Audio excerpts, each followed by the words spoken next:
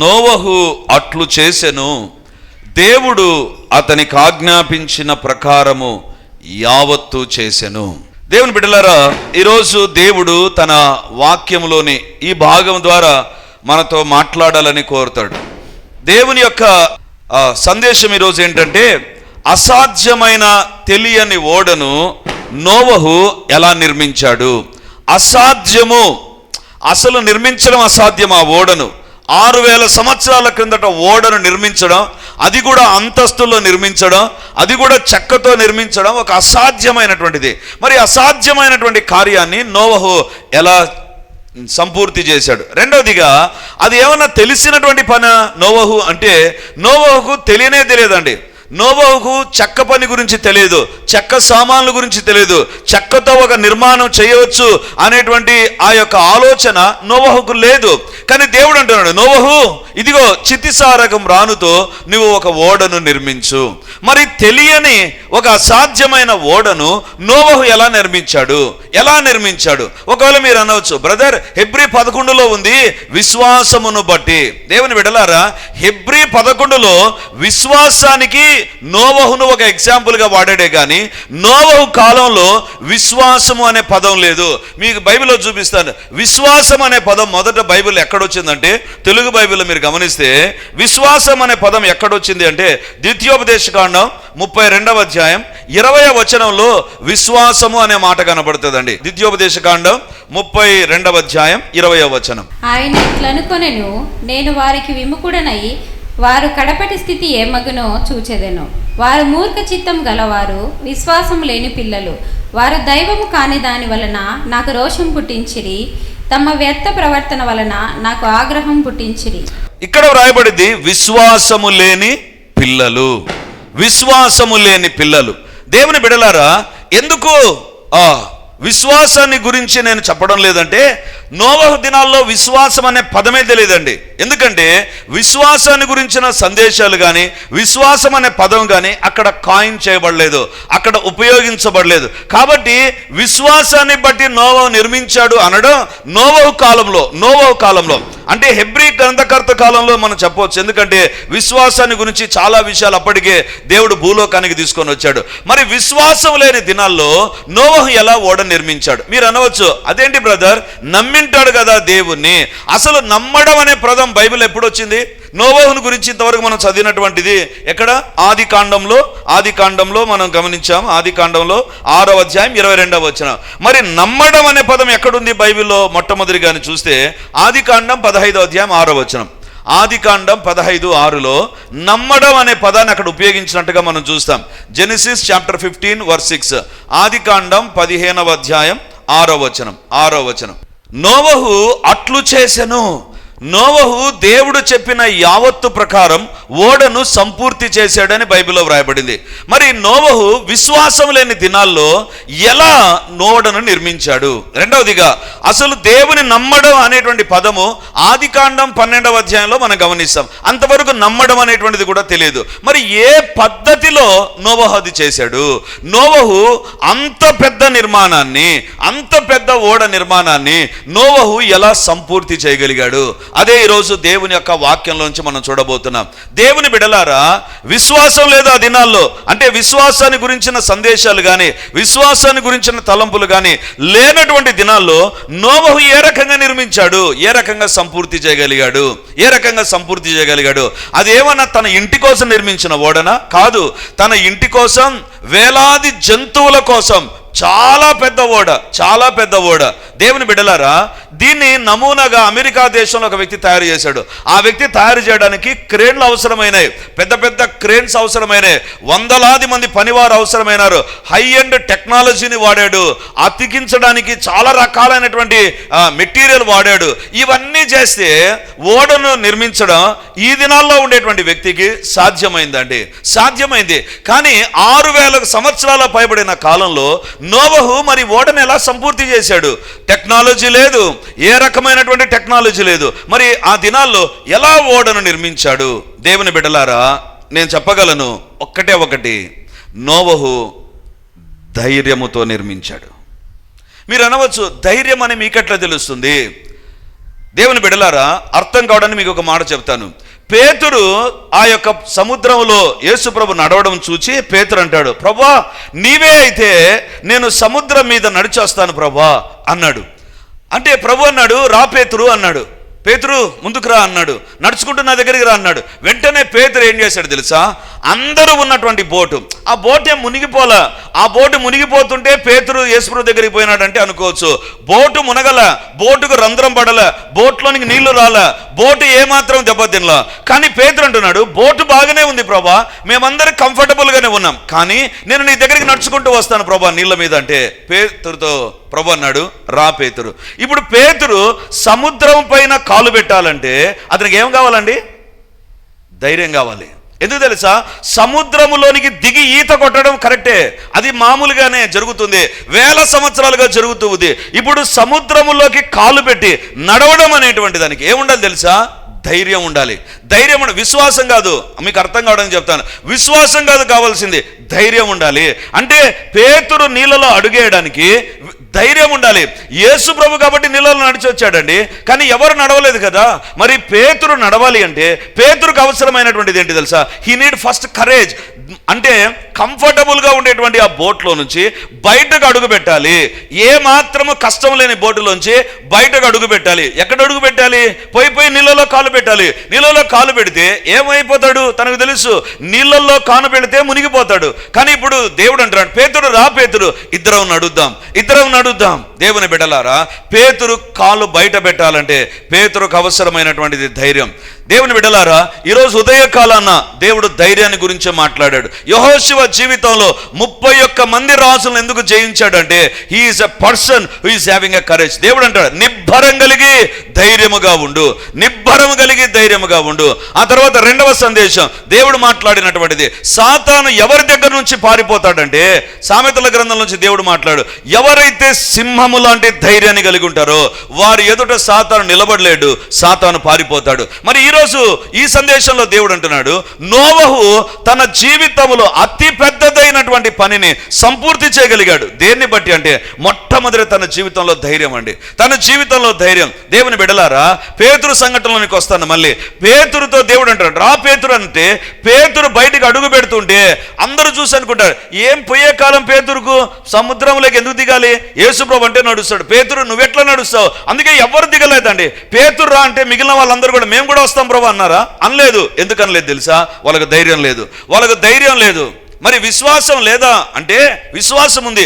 ఎప్పుడు విశ్వాసం వస్తుందంటే పేతురు ధైర్యముతో పని ప్రారంభించి ముందుకెళ్తూ ఉండగా మునిగిపోయాడు. అప్పుడు పేతురుతో ప్రభు అంటాడు, అల్ప విశ్వాసి. ప్రారంభించడానికి ధైర్యం ఉండాలి, కొనసాగించడానికి విశ్వాసం ఉండాలి. ప్రారంభించడానికి మొట్టమొదటిగా ధైర్యం ఉండాలండి, ధైర్యం ఉండాలి, విశ్వాసం కాదు. యేసు ప్రభు అంటున్నాడు, అల్ప విశ్వాసి ఎందుకు సందేహపడితివి అంటే అతని జీవితంలో అడుగు పెట్టడానికి ధైర్యం కావాలి, కొనసాగించబడ్డానికి విశ్వాసం కావాలి. అందుకే మనల్ని కొనసాగించువాడునైనటువంటి ఎవరు? విశ్వాసానికి కర్త మన దేవుడు. నీ జీవితంలో ఆశీర్వాదాలు ఎక్కడున్నాయి తెలుసా? మొట్టమొదటిగా your step out should be with courage. బయట అడుగు పెట్టాల్సింది ధైర్యంతో, ఆ తర్వాత కొనసాగుతుంది విశ్వాసపు యాత్ర. బయట అడుగు పెట్టాలి. దేవుని బిడ్డలారా, ఈరోజు దేవుడు మనతో మాట్లాడుతుంటున్నాడు. నోవహు కట్టడానికి మొట్టమొదటిగా ఆ దినాల్లో అతనికి విశ్వాసాన్ని గురించిన సందేశాలు లేవు, దేవుని నమ్మడాన్ని గురించి ఎవరు చెప్పలేదు. నోవహు ధైర్యం చేశాడు. నోవహుతో దేవుడు అంటాడు, ఈ జంతువులన్నీ రావడానికి నిర్మించు. ఒకవేళ నోవహు చూసింటాడు, జిరాఫీని చూసింటాడు, ఇంత పెద్ద జిరాఫీ పట్టాలంటే ఇంకెంత నిర్మాణం చేపట్టాలి, ఎంత హైట్లో నిర్మించాలి. ఆ ప్రక్కన మనకు కిచెన్ ఉందండి, దానికి కవర్ చేయడానికి ఆలోచనలు మొదలయ్యాయి. ఏం చేస్తే బాగుంటుంది, ఎలా చేస్తే బాగుంటుంది. మహా అంటే ఒక 20 అడుగుల హైట్ అంతే. ఇప్పుడు 3 అంతస్తులది 6000 పైబడిన సంవత్సరాల కిందట నోవహును దేవుడు కట్టమన్నాడు. దేవుని బిడ్డలారా, నోవహు జీవితంలో విశ్వాసం లేని కాలంలో అంటే విశ్వాసం ఉందో లేదో నాకు తెలియదు. బైబిల్ ప్రకారం మొట్టమొదటిగా విశ్వాసం అనేటువంటి మాట ఉపయోగించబడింది ద్వితీయోపదేశ కాండంలో, నమ్మడం అనే మాట ఉపయోగించింది ఆదికాండం 12వ అధ్యాయంలో. మరి ఆదికాండం 6వ అధ్యాయంలో నోవహు జీవితంలో ధైర్యమే. ఆ తర్వాత అతని జీవితంలో దేవుడు అతనికి సహాయం చేయడం ప్రారంభించాడు. దేవుని బిడ్డలారా, ఈరోజు దేవుడు మనతో మాట్లాడుతుంటున్నాడు. నీ జీవితంలో if you want to do marvellous things for the lord, దేవుడు నీ జీవితంలో నీ కొరకు గొప్ప కార్యాలు జరిగించాలంటే అవసరమైనటువంటిది ఏంటి తెలుసా? ధైర్యం. ధైర్యం. దేవుని బిడలారా, అందుకే బైబిల్లో ఒక మాట ఉంది, దేవుడు పిరికితనము గల ఆత్మను మనకి ఇవ్వలేదు, శక్తియు ఇంద్రియ నిగ్రహము గల ఆత్మని ఇచ్చనే గాని పిరికితనము గల ఆత్మని ఇవ్వలేదు. పరిశుద్ధాత్మ దేవుడు ఎవరు తెలుసా? When the spirit of the almighty God comes upon you, నీ పైకి దేవుని యొక్క ఆత్మ వస్తే మొట్టమొదటిగా నీలోంచి తొలగించేది భయం. భయాన్ని తొలగిస్తాడు. భయాన్ని తొలగించి ధైర్యాన్ని ప్రసాదిస్తాడు. ధైర్యాన్ని ప్రసాదిస్తాడు. దేవుని బిడలారా, నోవహు జీవితంలో దేవుడు ఇచ్చినటువంటి మొదటి ఆశీర్వాదం ఏంటి తెలుసా? ధైర్యం. ధైర్యంతో ఎస్ లార్డ్, ఆ పని చేస్తానన్నాడు. దేవుడు ఏమన్నా చెప్పాడా? నువ్వు పని చేస్తూ ఉండగా దేవదూతలు వచ్చి సహాయం చేస్తారు, నువ్వు పని చేస్తూ ఉండగా కొన్ని ఆటోమేటిక్ అవే జరిగిపోతాయి నోవహు అని ఏమన్నా చెప్పాడా? చెప్పలేదు. ఏం చెప్పలేదు దేవుడు? నోవహు ఇది నీ చేయాలి, నీ కోసం, నీ కుటుంబం కోసం, జంతువుల కోసం, పక్షుల కోసం నువ్వు చెయ్యి. ఎస్, నోవహు చేయడం ప్రారంభించాడు. ఈరోజు దేవుడు మనతో మాట్లాడుతుంటున్నాడు. నీ జీవితంలో ప్రతి చిన్నదానికి పెద్దదానికి భయపడిపోతున్నావు, అక్కడే ఆగిపోతున్నావు నువ్వు. విశ్వాసం తర్వాత నీ జీవితంలో ధైర్యమే లేకుండా పోతుంది. ధైర్యపు ఆనవాళ్ళే కనపడకుండా ఉంటున్నాయి. ధైర్యానికి సంబంధించినటువంటి వ్యక్తిగా నీ జీవితంలో ఏది కూడా కనపడ్డంలా. దేవుడు అంటున్నాడు, అలాగైతే నీ జీవితంలో అవసరమైనటువంటిది ఏంటి తెలుసా? ధైర్యం. మరి ఈ యొక్క నోవహు జీవితంలో ఎలాంటి ధైర్యాన్ని కలిగి ఉన్నాడు? బైబిల్లో గమనిస్తే ఆదికాండం 6వ అధ్యాయం 22వ వచనం. ఆదికాండం 6వ అధ్యాయం 22వ వచనం. నోవహు అట్లు చేసెను, దేవుడు అతనికి ఆజ్ఞాపించిన ప్రకారము యావత్తు చేసెను. దేవుడు అతనికి ఆజ్ఞాపించిన ప్రకారము యావత్తు చేసెను. ఏం చేశాడు? యావత్తు చేశాడంట. ఎవరో చిన్నపిల్లలు చదువుతూ యావత్తు అంటే యాకు వత్తా మమ్మీ అని అడిగారంట. అది కాదు, యావత్ అంటే కంప్లీట్గా చేశాడు అని. కంప్లీట్గా చేశాడంట. అంటే అన్నీ ఉంటే మనము కంప్లీట్ చేయడం చాలా కష్టం అండి. అన్నీ ఉంటాయండి, గ్యాస్ స్టవ్ ఉంటుంది, నూనె ఉంటుంది, అన్నీ ఉంటాయి. అయినా అక్కడెక్కడో రుచి తేడా వచ్చేస్తుంది. కంప్లీట్ కాదు, అది కంప్లీట్ కాదు. కానీ నోవహు కంట 6000 సంవత్సరాలకు పైబడిన కాలంలో 6000 సంవత్సరాలకు పైబడిన కాలంలో దేవుడు 3 అంతస్తుల అతి పెద్దదైనటువంటి ఓడను నిర్మించమంటే నోవహు కంప్లీట్ చేశాడు. నోవహు అట్లు చేసెను. నోవహు అట్లు చేసెను, యావత్తు చేసెను, యావత్తు చేసెను. దేవుని బిడ్డలారా, దేవుడు ధైర్యాన్ని ఎక్కడ నీ జీవితంలో ఎదురు చూస్తాడు తెలుసా? When God gives you unknown assignment, నీకు తెలియనటువంటి ఒక పని నీ దగ్గర పెడతాడు, నిన్ను ఇక చేయమని చెప్తాడండి. నీకు తెలియనటువంటి పని, నీకు తెలియదు. అది ఉద్యోగంలో జాయిన్ అయినప్పుడు ఏ రకంగా ఉద్యోగం ఉంటుందో తెలియదు, అయినా ముందుకెళ్ళాలి. లేదా నీ జీవితంలో కొత్త కొత్త సవాళ్ళు వస్తాయి. సడన్గా ఒక కొత్త సమస్య నీ కుటుంబంలోకి వస్తుంది. You don't know how to face it. దేవుడు అంటాడు, అన్నోన్ టాస్క్, అన్నోన్ అసైన్మెంట్స్ నీ జీవితంలోకి వచ్చినప్పుడు ధైర్యాన్ని ప్రదర్శించు. దేవుని బిడ్డగా నా దేవుడు నాడు సహాయం చేస్తాడు. నోవహు అడుగుదాం, ఏ ధైర్యంతో నువ్వు చేసావు నోవహు? ఇది ఏ ధైర్యంతో ఓడ నిర్మించావు? ఏ ధైర్యాన్ని బట్టి నువ్వు ఓడ నిర్మించావు? నోవహు అంటాడు, నా ధైర్యం ఒకటే, నా ప్రభు చెప్పాడు, నా ప్రభు సహాయం చేస్తాడు. దేవుని బిడ్డలారా, దేవుని బిడ్డగా నీకు ఉండాల్సిన ధైర్యం ఏంటంటే, నా దేవుడు నాతో ఉండగా నేను ప్రతి పనిని చేస్తా. నా దేవుడు ఉండగా ప్రతి కొత్త పనిని నేను యాక్సెప్ట్ చేస్తా. నా దేవుడు ఉండగా కొత్త సబ్జెక్ట్స్ నేను ధైర్యంతో చదువుతా.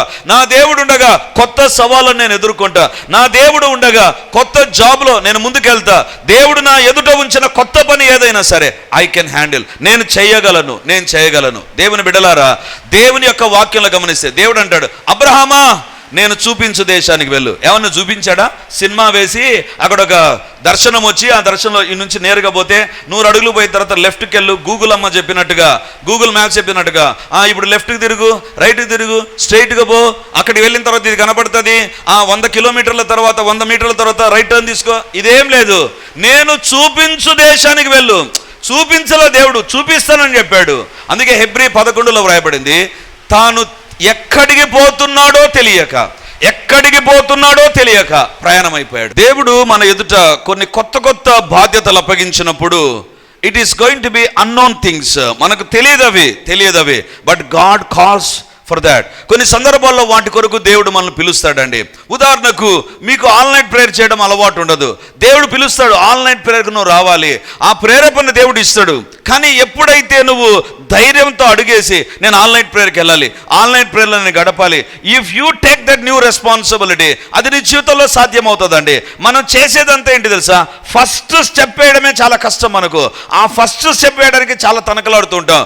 నోవహు మొట్టమొదటిసారి తన జీవితంలో ప్రపంచంలో ఎవ్వరు నిర్మించాలి అంతవరకు ఓడను ఎవ్వరు చేయలేదు ఆ పని, నోవహు చేయాలని దేవుడు పిలిచాడండి. నోవహు చేయాలని దేవుడు పిలిచాడు. మరి దేవుని యొక్క వాక్యంలో నోవహు అట్లు చేశాను. దేవుని బిడ్డలారా, ఈరోజు దేవుడు మనతో మాట్లాడుతున్న మాట ఏంటంటే, నీ జీవితంలో దేవుడు కోరుతున్నటువంటిది ధైర్యాన్ని కలిగి జీవించాలి, ధైర్యం కలిగి జీవించాలి. అప్పుడే నీ జీవితంలో నువ్వు ఆశీర్వదించబడతావు. బైబిల్లో మనం గమనిస్తే దేవుని యొక్క వాక్యంలో వ్రాయబడింది, దేవుడు నోవహుతో అంటాడు, జలప్రలయం రాబోతుంది. నోవహు అడుగుతాడు, ఏంటి ప్రభా జలప్రలయం? ఏంటి తెలియదు. జలప్రలయం వచ్చినప్పుడు నీళ్ళు వస్తాయి, నీళ్ళపైన నీ బోర్డు తేలుతుంది. అవునా? నీళ్ళపైన నేను నిర్మించిన ఓడ తేలుతుందా? అర్థం కాదు. కానీ తనకు తెలియదు ఏం చేయాలనో, కానీ ధైర్యంతో చేశాడు, ధైర్యంతో చేశాడు. దేవుని బిడ్డలారా, ఈరోజు దేవుడు మనతో మాట్లాడుతుంటున్నాడు. విశ్వాసము కంటే ముందు ధైర్యం నీ జీవితంలో ఉండాలి. నా దేవుడున్నాడు, సహాయం చేస్తాడు.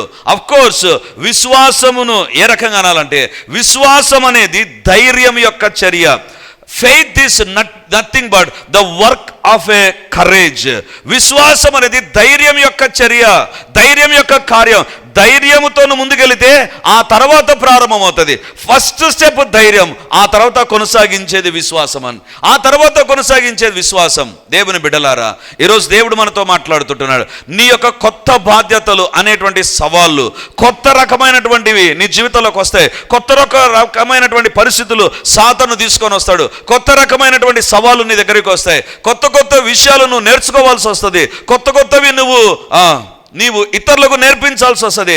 టేక్ కరేజ్, ధైర్యం తెచ్చుకో, ధైర్యం తెచ్చుకో.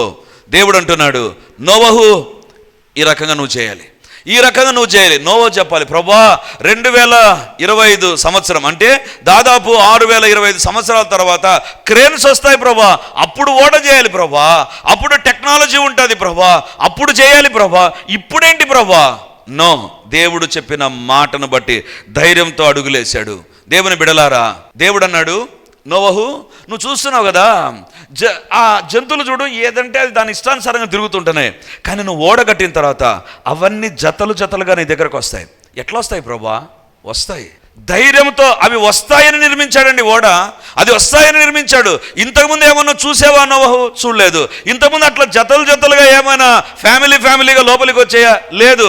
ఫ్యామిలీ ప్యాకేజ్ ఏమైనా జంతువులకు ఉందా? లేదు. మరి ఏ రకంగా? ధైర్యంతో అడుగేశాడు.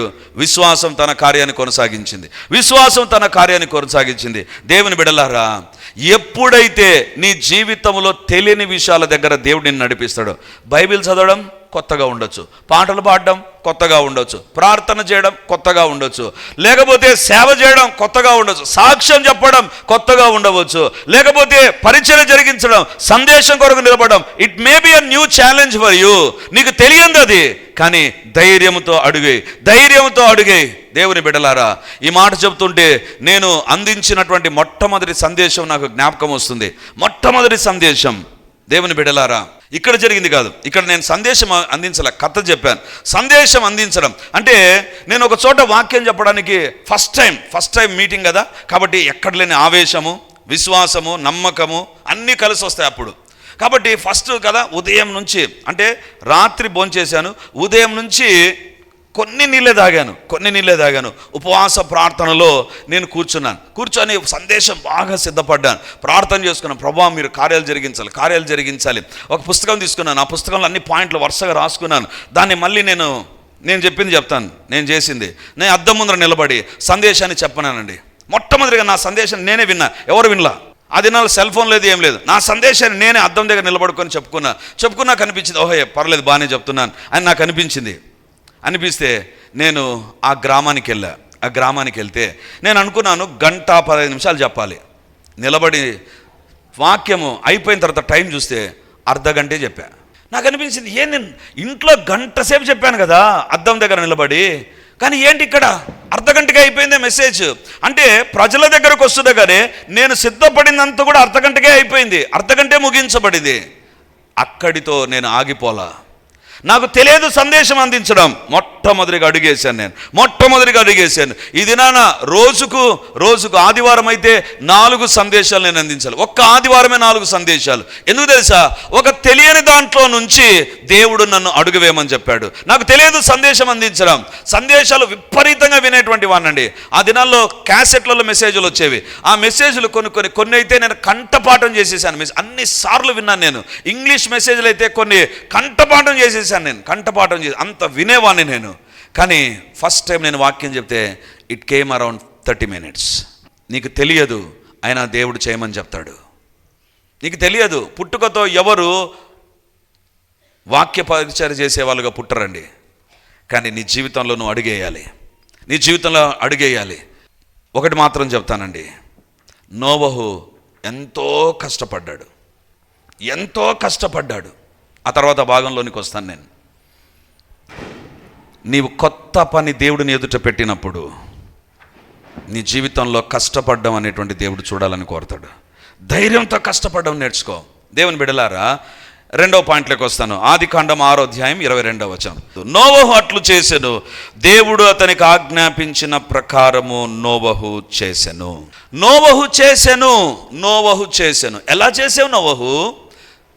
Last week I was in one engineering college ఉంటే ఆ కాలేజ్కి పోతే నాకు తెలిసినటువంటి ఒక ప్రొఫెసర్ ఏం చేశారంటే, మా కాలేజ్ చూద్దురండి బ్రదర్ అని తీసుకెళ్తే నేను ఇంజనీరింగ్ ఫస్ట్ ఇయర్ స్టూడెంట్స్ వాళ్ళ ల్యాబ్కి వెళ్తే ఒక ల్యాబ్కి వెళ్ళిపోయానండి. ఆ ల్యాబ్లో చూస్తే ఇంజనీరింగ్ చేసేటువంటి ప్రతి ఫస్ట్ ఇయర్ స్టూడెంట్ ఈ ల్యాబ్లోకి వస్తారు సార్ అన్నారు. ఏం ల్యాబ్ తెలుసా? చెక్క పని చేసే ల్యాబ్.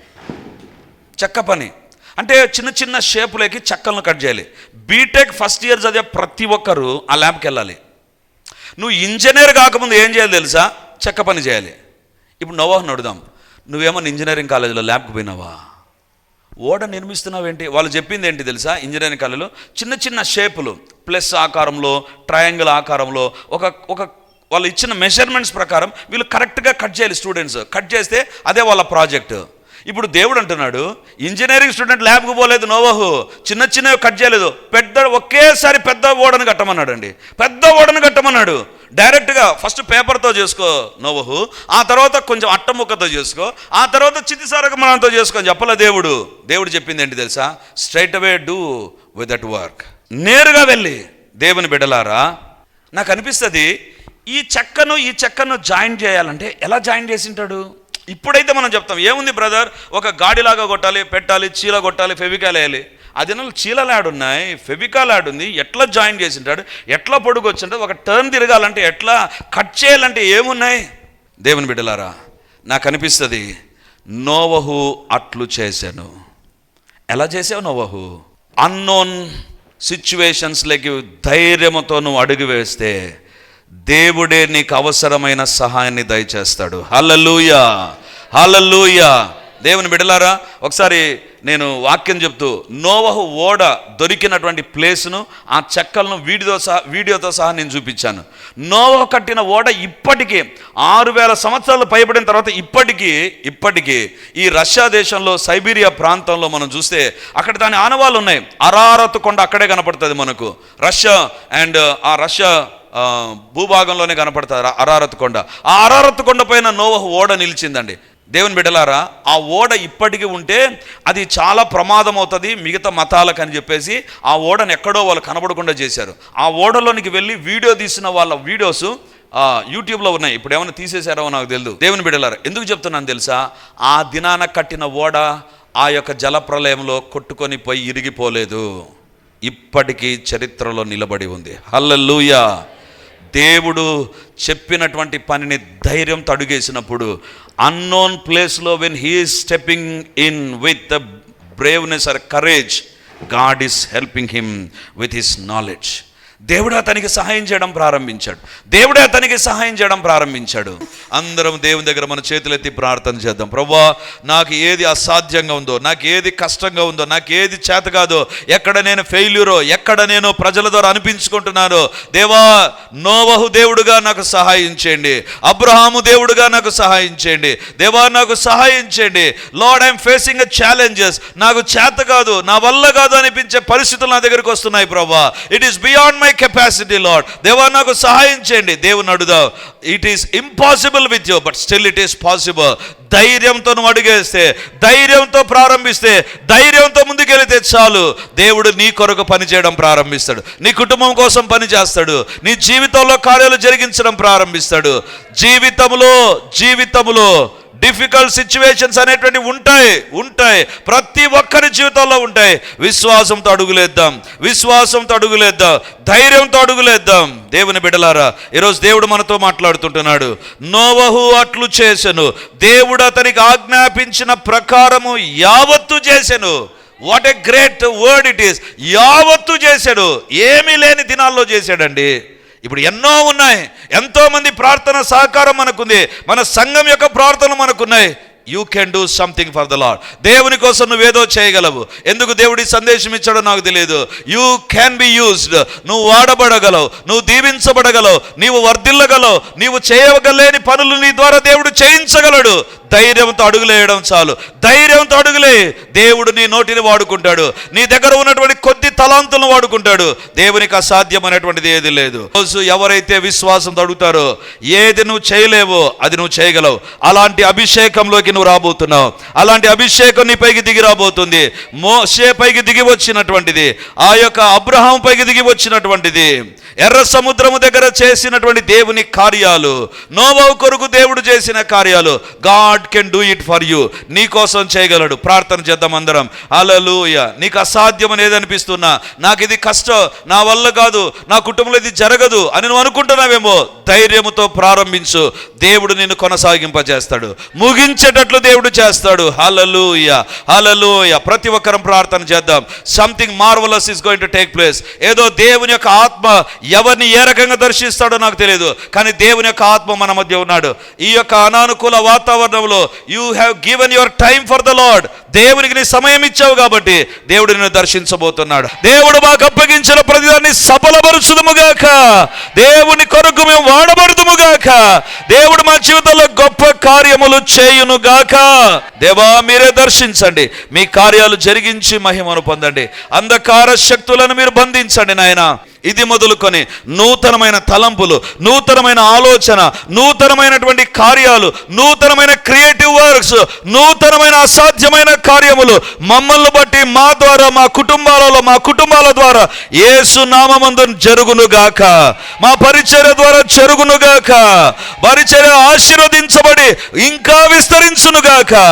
దేవా మీ కార్యాలు మీరు జరిగించండి. అంధకార శక్తులను మీరు బంధించండి నాయన. పరిశుద్ధాత్మ దేవా మీ కార్యాలు మీరు జరిగించుమని మమ్మల్ని మేము తగ్గించుకుంటూ మీ నామాన్ని హెచ్చిస్తూ ఆమేన్. వాక్యాన్ని వింటున్నటువంటి దేవుని బిడ్డలారా, ప్రార్థన టీవీలో వాక్యాన్ని వింటున్న దేవుని బిడ్డలారా, ఈ యొక్క లైవ్ కార్యక్రమాలు చూస్తున్న దేవుని బిడ్డలారా, మీకందరికీ ఒక ప్రత్యేకమైన ప్రకటన ఇప్పుడు నేను తెలియజేస్తున్నాను.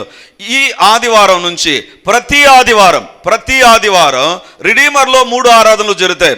మొదటి ఆరాధన 8 గంటలకు, రెండవ ఆరాధన 10:30కు, మూడవ ఆరాధన సాయంత్రం 7 గంటలకు. సో ఈ 3 ఆరాధనలో ఇక ప్రతి ఆదివారం ఒక్కొక్క సర్వీసులో ఒక్కొక్క దేవుని నామాన్ని మనం ధ్యానం చేయబోతున్నాం. వేల కొలది దేవుని నామాలను గురించి మనము చూస్తాం బైబిల్లో. కాబట్టి దేవుని బిడలమైతే మనం ఎల్లప్పుడూ దేవుని నామాన్ని స్మరిస్తూ ఉండాలి. స్మరిస్తూ ఉండాలి. సో కాబట్టి ఈ యొక్క వాక్యాన్ని ఆధారం చేసుకొని ప్రతి ఆదివారం 3 ఆరాధనలో దేవునికి సంబంధించిన వివిధ నామాలు, దైవ నామ ధ్యానాలు అనేటువంటిది మనం కలిగి ఉండబోతున్నాం.